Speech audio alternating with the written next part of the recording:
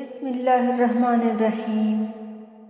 میرے ساتھ میرا اللہ ہے، وہ ضرور میرے لیے راستہ پیدا کرے گا۔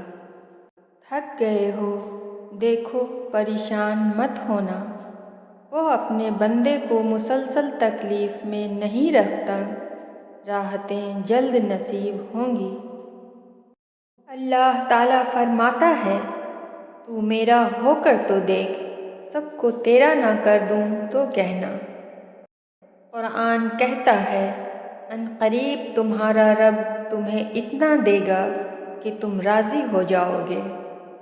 اللہ سب جانتا ہے، دنیا کو سچا ہونے کی دلیل مت دو، بس یہی سوچ رکھو کہ اللہ سب جانتا ہے۔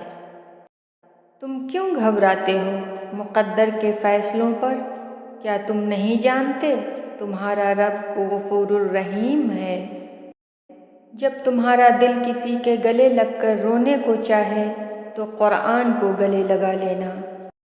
قرآن کہتا ہے، دلوں کے حال تم سے بہتر تمہارا اللہ جانتا ہے۔ یاد رکھو، تم اللہ سے اپنی حیثیت کے مطابق مانگتے ہو، پر وہ تم کو اپنی شان کے مطابق نوازے گا۔ کاش وہ دن جلدی آئے جب ہم مدینے میں بیٹھ کر قرآن پڑھیں۔ آمین۔ اور بے شک اللہ کا ساتھ سب سے بہترین ساتھ ہے۔ اللہ سے رشتہ اتنا مضبوط رکھو کہ تمہیں کسی کے سہارے کی ضرورت نہ رہے۔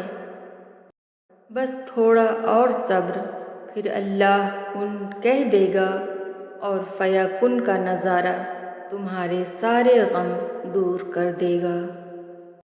جو کسی کا برا نہیں چاہتے، ان کے ساتھ کوئی برا نہیں کر سکتا، یہ اللہ کا وعدہ ہے۔ اللہ تمہاری زبان کو مانگنے کی ہمت تب دیتا ہے جب وہ تمہاری دعاؤں پر راضی ہونا چاہتا ہے۔ اور پھر تمہیں کیا معلوم کہ جب کوئی بھیگی آنکھیں سختی سے رگڑ کر، لمبی سانس کھینچ کر، تلخ مسکراہٹ لبوں پر سجائے آسمان کی طرف دیکھے تو وہ ضبط کی کس انتہا پر ہوتا ہے۔ چیزیں خراب ہوتی ہیں پہلے سے زیادہ بہتر ہونے کے لیے، ان آزمائش کے بعد اللہ کا معجزہ ہے تمہارے لیے۔ حضرت علی رضی اللہ تعالیٰ عنہ نے فرمایا، اگر کسی کی تکلیف دیکھ کر تمہیں تکلیف ہونے لگے تو سمجھ لینا تم اللہ کے بنائے بہترین انسان ہو۔